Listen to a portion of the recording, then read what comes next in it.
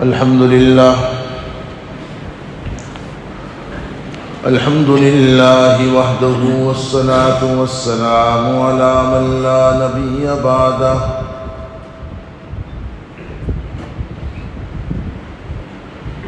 أعوذ بالله من الشيطان الرجيم بسم الله الرحمن الرحيم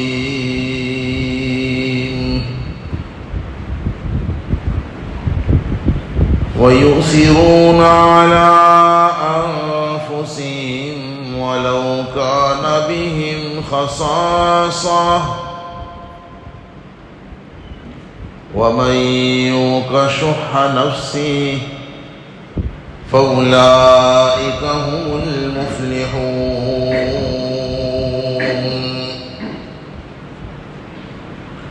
صدق الله مولانا العظيم وصدق رسوله النبي الأمي الكريم ونحن على ذلك لمن الشاهدين والشاكرين والحمد لله رب العالمين۔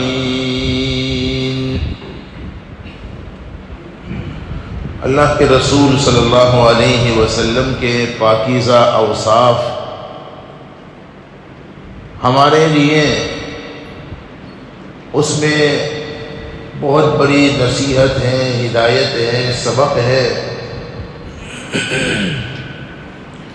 عشق رسول سے سچی علامت یہی ہے،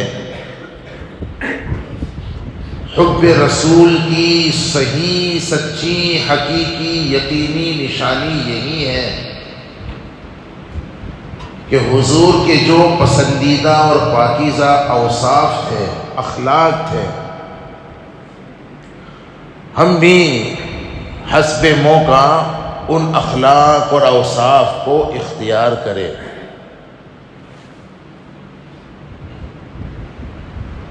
چنانچہ حضور کے اخلاق اور اوصاف میں آپ نے اس سے پہلے یہ مضمون سنا کہ ہمارے آقا کا ایک بنیادی وصف صبر و تحمل تھا۔ طبیعت کے خلاف جب کوئی بات پیش آتی، وہ من جانب اللہ ہو یا کسی دشمن کی طرف سے، بعض اوقات طبیعت کے خلاف کوئی بات اللہ کی طرف سے پیش آتی ہے، اچانک کوئی مصیبت آ گئی یہ اللہ کی طرف سے ہے۔ طبیعت کے خلاف جب بھی کوئی بات پیش آئے تو اسی کو تو مصیبت کہتے ہیں۔ اب یہ کبھی آسمانی ہوتی ہے، کبھی زمینی ہوتی ہے۔ آسمانی کا مطلب یہ ہے کہ آپ کہیں مثلا جا رہے ہیں کہ اور اچانک کوئی حادثہ پیش آ گیا جس کی وجہ سے مصیبت میں مبتلا ہو گئے۔ مجھے یاد آ رہا ہے ہمارے آقا تاجدار مدینہ سرکار دو عالم صلی اللہ علیہ وسلم کی پاکیزہ دعاؤں میں ایک دعا بڑی عجیب ہے، شاید عربی میں اگر یاد نہ ہو تو کم سے کم اس کا مفہوم ضرور آپ مانگتے رہے اللہ سے۔ یہ دعا مانگنے کی چیز ہے۔ حضور کی دعاؤں میں یہ بھی ہے کہ اللہم انی اسألک من فجاءۃ الخیر وَأَعُوذُ بِكَ مِن فُجَاءَةِ الشَّرِّ۔ کتنی پاکیزہ اور کتنی جامع دعا ہے۔ اس کا مطلب یہ ہے کہ اے اللہ میں تجھ سے اچانک کی خیر کا سوال کرتا ہوں اور اچانک کی شر سے پناہ مانگتا ہوں۔ یعنی یہ تو ہو میرے ساتھ کہ میں بیٹھا ہوں کہیں پر، اچانک کوئی فون آیا اور بڑی خوشی کی خبر مل گئی، بڑی کامیابی کی خبر مل گئی، یہ مانگنے کی چیز ہے۔ اللہ کے رسول ایسی دعا مانگتے تھے۔ اور اے اللہ اچانک کے شر سے حفاظت فرما دے۔ اس کا مطلب یہ ہے کہ اچانک بیٹھے بٹھائے یا کہیں جا رہے تھے، اچانک کوئی حادثہ ایکسیڈنٹ ہو گیا اور کوئی برائی کی خبر، کوئی بری بات میں مبتلا ہو گئے، کوئی مصیبت میں مبتلا ہو گئے، اللہ اس سے حفاظت فرما۔ بہرحال مصیبت زمینی ہو یا آسمانی ہو، بعض اوقات حاسدین کی طرف سے، دشمنوں کی طرف سے، برے لوگوں کی طرف سے کوئی طبیعت کے خلاف بات پیش آ جاتی ہے تو اس موقع پر ہمیں صبر و تحمل سے کام لینا چاہیے جہاں تک ہو سکے۔ ہمارے آقا اپنی ذات کے لیے کسی سے بھی انتقام نہیں لیتے تھے۔ یہ ہمارے آقا کے اوصاف میں سے بہت بڑا اور بنیادی وصف تھا۔ اپنی ذات کے لیے کسی سے بھی انتقام اور بدلہ نہیں لیتے تھے۔ کوئی بات پیش آتی صبر کر جاتے تھے۔ اس پر میں اللہ کے فضل سے 3 جمعہ تقریباً کچھ کہہ چکا ہوں، اور سیرت سے متعلق کئی واقعات ہم نے پیش کیے تھے کہ دیکھیے کیسے کیسے حالات دشمنوں کی طرف سے پیش آئے، لیکن آپ صبر کر گئے، کسی سے اپنی ذات کے لیے انتقام نہیں لیا۔ ہمارے آقا کے اوصاف ہی میں سے آج جس پر مجھے کلام کرنا ہے، اچھا دوسرا وصف بھی ہم بتلا چکے تھے، صبر و حلم کے ساتھ عفو و درگزر، یعنی ہمارے آقا دشمن سے پہنچنے والی مصیبت پر عموماً صبر بھی کر جاتے تھے اور دشمنوں کو معاف بھی کر دیتے تھے۔ اس پر بھی کئی مثالیں، سیرت سے کئی واقعات ہم پیش کر چکے ہیں۔ ہم نے یہ عرض کیا تھا اور اس کی بہت ضرورت ہے، ہم حضور کے ان اخلاق اور ان اوصاف کو اپنے گھروں میں کم سے کم زندہ کریں، اپنے سماج میں، اپنے رشتہ داروں میں، اپنے نمازیوں میں، اپنے سوسائٹیوں اور ملنے جلنے والوں میں کم سے کم زندہ کریں۔ غیروں کے سامنے اخلاق کو ظاہر کرنا بہت اچھی بات ہے، لیکن یہ اس وقت اچھی بات ہے جب ہمارا رویہ اپنوں کے ساتھ بھی ایسا ہی پاکیزہ ہو۔ خدا نہ کرے اگر اپنوں کے ساتھ رویہ اچھا نہیں ہے اور غیروں کے ساتھ اخلاق کا مظاہرہ کرتے ہیں تو یہ بات مناسب نہیں ہے۔ بہرحال یہ بات میں نے تمہیدی طور پر عرض کر دی۔ ہمارے آقا کے اخلاق میں سے صبر و تحمل بھی ہے، عفو و درگزر بھی ہے، اور ایسے ہی ہمارے آقا کے پاکیزہ اخلاق میں جود و کرم بھی ہے۔ سخاوت، جود کا مطلب سخاوت۔ سخاوت کی کئی قسمیں ہیں، کئی درجے ہیں۔ سخاوت کا اعلیٰ درجہ جود اس کو کہتے ہیں، اور جو بہت زیادہ جس میں یہ وصف پایا جاتا ہو اسے جواد کہتے ہیں۔ ایک ہے سخی، ایک ہے جواد، دونوں میں فرق ہے۔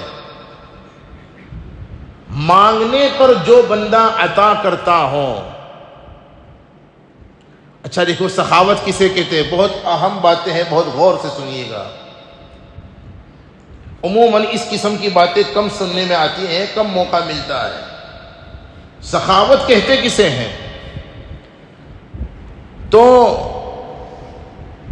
اپنی کسی غرض کے بغیر ضرورت مند کی ضرورت پوری کر دینے کا نام سخاوت ہے۔ یہ ایک تعریف ہے اس کی، اور بھی تعریف ہے۔ کسی مفاد کے بغیر، کسی غرض کے بغیر، کسی فائدے کے بغیر، کسی لالچ کے بغیر کسی ضرورت مند کی ضرورت کو پوری کر دینا۔ اب وہ ضرورت مال کی بھی ہو سکتی ہے، وہ ضرورت علم کی بھی ہو سکتی ہے، وہ ضرورت دینی اور دنیاوی بھی ہو سکتی ہے، کسی بھی قسم کی ضرورت ہو سکتی ہے۔ ایک آدمی اپنی غرض کے بغیر لوگوں کی علمی ضرورت پوری کرتا ہے تو وہ بھی سخی ہے۔ جیسے اگر اپنی غرض کے بغیر اگر مالی ضرورتیں پوری کر رہا ہے تو جیسے وہ سخی ہے، علمی اگر ضرورت کوئی کسی کی پوری کر رہا ہے یہ بھی سخاوت ہے۔ یہ سخاوت کا ایک درجہ ہے، لیکن اس سے اعلیٰ درجہ یہ ہے کہ طلب کے بغیر، کسی نے مطالبہ بھی نہیں کیا، آپ سے مدد مانگی بھی نہیں، اور آپ نے از خود اس ضرورت مند کی مالی، علمی، دینی، دنیاوی، چھوٹی بڑی، انفرادی، اجتماعی ضرورت کو پورا کر دیا طلب کے بغیر۔ یہ ہے سخاوت کا وہ درجہ جس میں یہ وصف پائے جائے، اسے جواد کہتے ہیں۔ حدیث میں آتا ہے اللہ پاک فرماتے سب سے بڑا جواد، سب سے بڑا سخی میں ہوں۔ مشکات میں کتاب العلم میں روایت ہے۔ اس کے بعد حدیث میں آتا ہے ہمارے آقا فرماتے اللہ کے بعد سب سے بڑا سخی اس کی پوری کائنات میں رسول اللہ ہے۔ اس کے بعد حدیث میں آتا ہے اہل علم ہے۔ مشکات کی روایت کا خلاصہ ہے۔ جہاں تک اللہ کی سخاوت کا تعلق ہے، آپ دیکھیے نا، اول تو اللہ تبارک و تعالی نے ہر مانگنے والے سے وعدہ کیا ہے کہ تم مانگو میں تمہاری مراد کو پورا کروں گا۔ یہ وعدہ اللہ نے قرآن میں کیا ہے۔ اور کیا مقام ہے امت مسلمہ کا کہ جو وعدہ کسی زمانے میں اللہ نے نبیوں سے کیا تھا دعاؤں کے تعلق سے، وہ وعدہ اللہ نے مجھ سے کیا، آپ سے کیا، حضور کی پوری امت سے کیا۔ قرآن پاک میں فرمایا وَقَالَ رَبُّكُمُ ادْعُونِي أَسْتَجِبْ لَكُمْ إِنَّ الَّذِينَ يَسْتَكْبِرُونَ عَنْ عِبَادَتِي سَيَدْخُلُونَ جَهَنَّمَ دَاخِرِينَ۔ حق تعالی نے وعدہ فرمایا تم مانگو تو صحیح، تمہارے مانگنے میں دیر ہو سکتی ہے، میرے دینے میں دیر نہیں ہوگی۔ پھر یہاں مضمون بدل جائے گا، اصل مضمون رہ جائے گا۔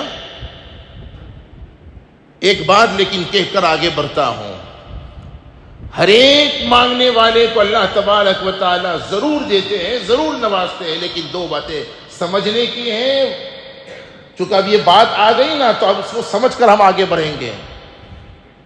اللہ نے وعدہ کیا ادعونی، مجھ سے مانگو نا، کیوں ادھر ادھر بھٹکتے ہو، کیوں یہاں وہاں جاتے ہو؟ آپ کا کسی سے کام متعلق ہے بھی، کسی سے بھی آپ کا کام متعلق ہے، بیوی بھی ہو سکتی ہے، شوہر بھی ہو سکتا ہے، آپ کا باس بھی ہو سکتا ہے، کوئی اور آفیسر بھی ہو سکتا ہے۔ میرے بھی آپ کے بھی بہت سے کام دنیا والوں سے، چونکہ دنیا دارالاسباب ہے نا، ہمارے بہت سے کام دوسروں سے متعلق ہو سکتے ہیں۔ ان سے بھی کام کروانے کا طریقہ پہلے اللہ سے کہو،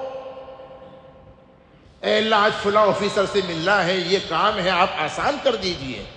یہ طریقہ ہے اصل۔ آپ کو انٹرویو دینے جانا ہے، کہیں کا بھی انٹرویو ہے، پہلے اللہ سے کہو۔ ہر بات اللہ سے شیئر کرنے کا مزاج بناؤ۔ یہ بہت بڑی کمزوری ہے ہماری، ہر ایک سے ہر بات شیئر کرتے ہیں، اور جس سے ہر بات شیئر کرنی چاہیے، جو ہر بات کو جانتا بھی ہے اور ہر بات کے پورا کرنے پر جو قادر بھی ہے، جو فعال لما یرید ہے، جو علی کل شیء قدیر ہے، اور جو اذا اراد شیئا ان یقول له کن فیکون کا مالک ہے، اسی کو شیئر نہیں کر رہے۔ بیوی سے کہہ رہا ہے، دوستوں سے کہہ رہا ہے، نہ جانے کس کس سے کہہ رہا ہے، جس سے کہنا اسے نہیں کہتا۔ اللہ سے ہر بات شیئر کیجئے، ہر بات اللہ سے کہیے اللہ یہ کام کر دیجئے۔ تو چونکہ وعدہ اللہ نے کیا، استجب لکم، میں تمہاری دعاؤں کو قبول کروں گا۔ علماء نے لکھا ہے قرآن و سنت کی روشنی میں بہت اچھی بات آ گئی، اصل مضمون رہ جائے گا۔ حدیث میں آتا ہے اللہ تبارک و تعالی مانگنے والوں کی مراد کو ضرور پوری کرتا ہے، ہاں فرق یہ ہے وہ چیز نہیں دیتا بعض اوقات جو مانگی ہے، کبھی کبھی جو چیز مانگی ہے نا وہ تو نہیں دی جاتی، لیکن اس سے بہتر چیز ضرور دی جاتی ہے۔ ہمیں اندازہ نہیں ہوتا، ہماری سوچ چھوٹی ہے، ہمارے ذہن کی رسائی چھوٹی ہے، ہم نے کسی چیز کو اپنے لیے بہت بہتر سمجھا، لیکن اللہ قرآن میں فرماتے ہیں عسیٰ ان تکرہوا شیئا وہو خیر لکم وعسیٰ ان تحبوا شیئا وہو شر لکم واللہ یعلم وانتم لا تعلمون۔ کیا یہ ضابطہ قرآنی ہے؟ بھائیو قرآن سنو اور قرآن کو سمجھنے کی اہل قرآن سے، اہل علم سے کوشش کرو۔ قرآن کہتا ہے عسیٰ ان تکرہوا شیئا وہو خیر لکم، بعض چیزیں ایسی ہیں، بعض رشتے ایسے ہیں، بعض جابس ایسی ہیں اور بعض بہت سی چیزیں ایسی ہیں جس کو تم چاہتے تو بہت ہیں، بہت کوشش کرتے ہیں اور بہت دعائیں کرتے ہیں اور بہت جیک لگاتے ہیں کہ یہ کام تو ہو ہی جانا چاہیے، لیکن اللہ فرماتے ہیں عسیٰ ان تکرہوا شیئا وہو خیر لکم وعسیٰ ان تحبوا شیئا، بہت سی چیزیں تم پسند کرتے ہو، وہو شر لکم، لیکن وہ تمہارے لیے بہتر نہیں ہے، اور کچھ چیزیں ایسی بھی ہیں جس کو تم پسند نہیں کرتے لیکن وہی تمہارے لیے بہتر ہے۔ اللہ پاک فرماتے ہیں واللہ یعلم، کیا اچھا تمہارے لیے ہے اور کیا برا ہے وہ تمہیں نہیں معلوم، وانتم لا تعلمون، اللہ کو معلوم ہے۔ اسی لیے دیکھو دعا کا ایک طریقہ یہ بھی ہے، اللہ سے یہ مانگنا چاہیے اے اللہ دینی دنیاوی اخروی اعتبار سے جو چیز ہمارے لیے بہتر ہو وہ عطا کر دے۔ بھائیو یہ دعا سکھا رہا ہوں آپ کو، یہ مانگو، یہ سننے کی باتیں نہیں ہے، عمل میں لانے کی باتیں ہیں۔ کیا مانگوں گے؟ بولو اے اللہ دینی دنیاوی اخروی اعتبار سے جو چیز ہمارے لیے بہتر ہے وہ آپ عطا کر دیں۔ ہمیں نہیں معلوم ہمارے لیے کیا اچھا ہے کیا برا ہے، اپنے اللہ کے سامنے اپنے آپ کو فنائی کر دو۔ اللہ دیتے ضرور ہے لیکن وہ نہیں دیتے بعض اوقات جو مانگا، البتہ اس سے بہتر، لیکن اس کا بہتر ہونے کا علم ہمیں فوری طور پر نہیں ہوتا، کچھ وقت کے بعد پتا ہاں یار میں فلاں جگہ رشتہ کرنا چاہتا تھا اور فلانی کو بہت چاہتا تھا، جوانوں، اور بہت پاپڑ بیلے، امی مانی ہی نہیں، ابا مانے ہی نہیں، فلاں مانے ہی نہیں، چلو اچھا اس وقت تو بہت برا لگا، بعد میں شادی کے بعد اس میں اور اپنی موجودہ بیوی میں جب موازنہ کیا نا تب اللہ کا 1000 مرتبہ شکریہ ادا کر، اللہ کا بہت احسان ہے، شکر ہے کہ اس کو نہیں لایا میں۔ یہ میں نے ویسے ہی مثال آ گئی تو میں نے آپ کو عرض کر دی، یہ ہر چیز میں ہے۔ یہ تو جوانوں کا مجمع زیادہ، اس لیے جوانوں کو سمجھانے کے لیے ایک بات عرض کر دی، جاب میں یہی معاملہ اور بہت سی چیزوں میں اللہ دیتے ضرور ہیں لیکن بعض اوقات جو مانگا وہ تو نہیں لیکن اس سے بہتر چیز دی جاتی ہے۔ دوسری بات حدیث شریف میں،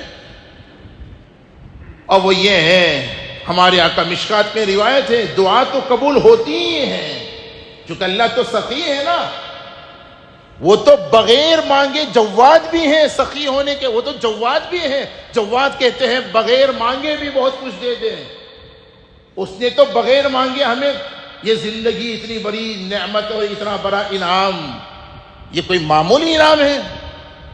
اللہ پاک فرماتے تم نے مانگی بھی نہیں بہت سی چیزیں لیکن ہم نے تمہیں دی ہوئی ہے۔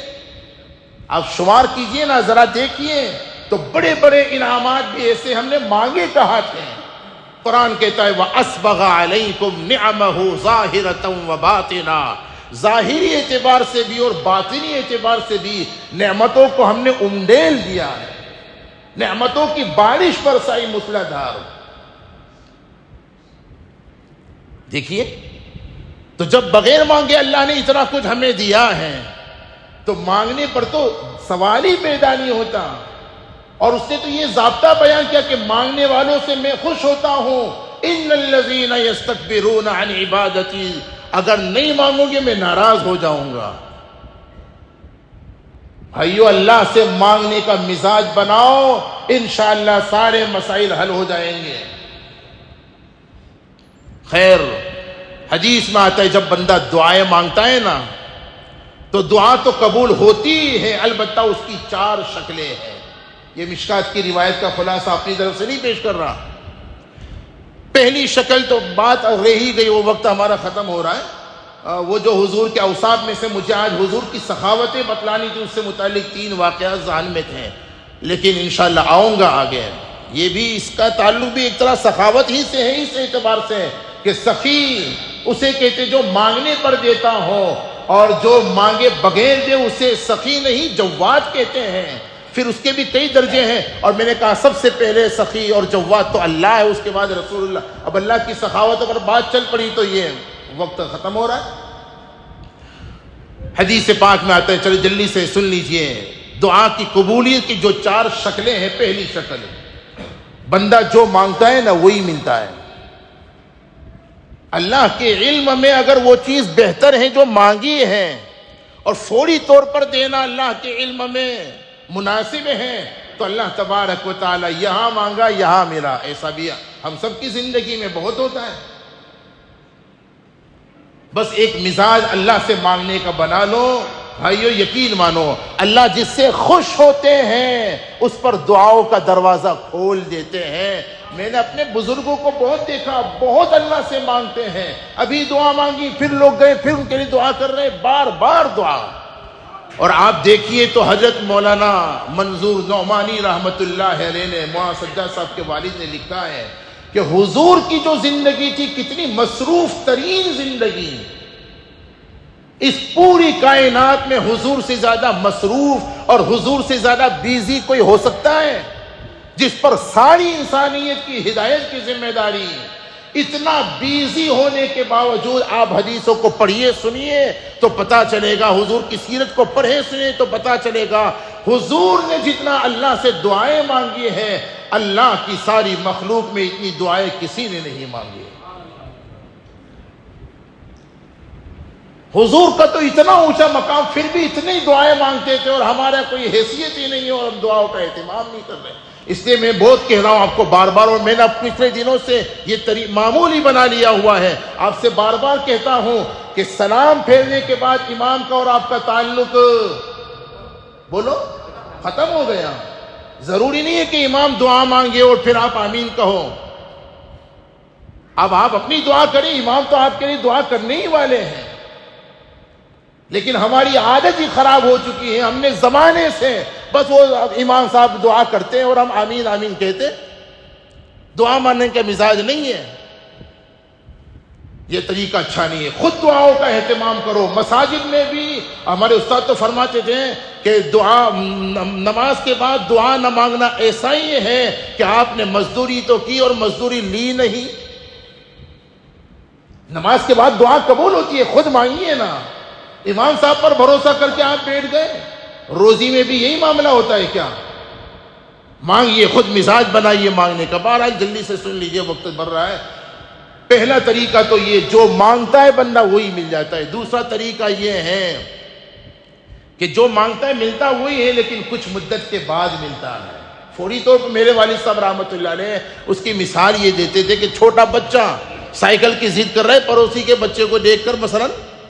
اب ایسا نہیں کہ ابو کے پاس گنجائش نہیں ہے، وہ صرف فون کرے گا تو ہوم ڈیلیوری سائیکل آ جائے گی. لیکن ابو کو معلوم ہے کہ یہ بیٹا ابھی سائیکل چلانے کی صلاحیت ہے نہیں. سائیکل بھی خراب کرے گا، پیر بھی خراب کرے گا، ہاتھ بھی توڑے گا. اور پھر یہی بچہ جب بڑا ہوتا ہے نا تو ابو سائیکل نہیں موٹر سائیکل. سمجھے نا؟ خدا کی قسم اللہ پاک کا یہی بندہ تو مانگتا ہے، لیکن اللہ کو پتا ہے کہ یہ جو دولت مانگ رہا ہے نا اس کو ہضم نہیں ہوگی دولت. یہ جو عزتیں مانگ رہا ہے اس کو ہضم نہیں ہوگی عزتیں. بعضوں کو نہ دولت ہضم ہوتی ہے، نہ عزتیں ہضم ہوتی ہیں، نہ عہدے ہضم ہوتے ہیں. اللہ کو معلوم ہے. فوراً ان کی وہ دعا قبول. ہاں اس میں جب وہ گھر آ جاتا ہے نا حالات سے اور پھر اللہ تبارک و تعالی جو برسوں کی دعائیں ہوتی ہیں اس کی قبولیت. بلکہ دیکھیے وقت ہو رہا ہے، لیکن مولانا یہ جو قرآن پاک کے اندر ہے حضرت موسیٰ علیہ السلام اور ہارون اور فرعون کا جو واقعہ ہے. موسیٰ علیہ السلام نے جو فرعون کی ہلاکت کی بد دعا کی تھی نا، مفسرین عبداللہ ابن عباس نے لکھا ہے، تفسیر میں موجود ہے 11ویں پارے کی تفسیر میں. 40 سال کے بعد دعا قبول ہوئی تھی. کتنے سال کے بعد؟ ہم کو تو 40 منٹ گوارا نہیں ہے. دعا مانگتے رہو جو ہمارا کام ہے، پھر اللہ پر بھروسہ کر کے بیٹھ جاؤ. بہرحال کبھی اللہ پاک کچھ مدت کے بعد قبول کرتے ہیں. تیسرا طریقہ یہ ہوتا ہے کہ جو مانگا تھا وہ فوراً بھی نہیں ملتا، کچھ مدت کے بعد بھی نہیں ملتا، لیکن اللہ تبارک و تعالیٰ اس دعا کی برکت سے جو بڑی مصیبت آنے والی تھی نا وہ ٹال لیتے ہیں. ایک جملہ یاد رکھنا صاحبو، کبھی کبھی اللہ چھوٹی مصیبت ڈالتا ہے، بڑی مصیبت ٹالتا ہے. کیا کہا؟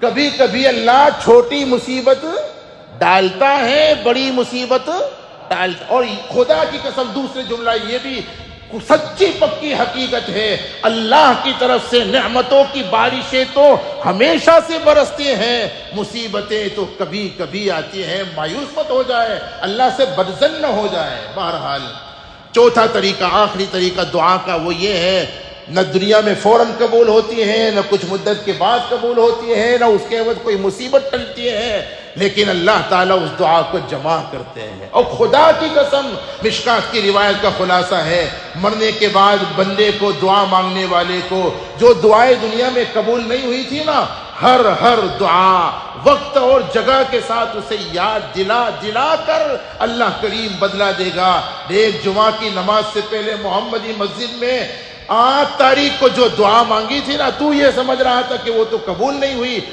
دنیا میں تو اس کو قبول نہیں کیا، لیکن آج میں اس کا بدلہ تجھے دے رہا ہوں. حدیث میں آتا ہے ہر دعا کا جب بدلہ قیامت میں ملے گا، بندہ تمنائیں کرے گا کاش دنیا میں ایک بھی دعا قبول ہی نہ ہوتی. مانگتے رہو بھائی. مانگو گے انشاءاللہ؟ کس سے مانگوں گے؟ جو رب سے مانگتا ہے پھر اسے سب سے نہیں مانگنا پڑتا. اللہ پاک حقائق سمجھا دے، عمل کی توفیق عطا فرما دے. آمین. وآخر دعوانا الحمد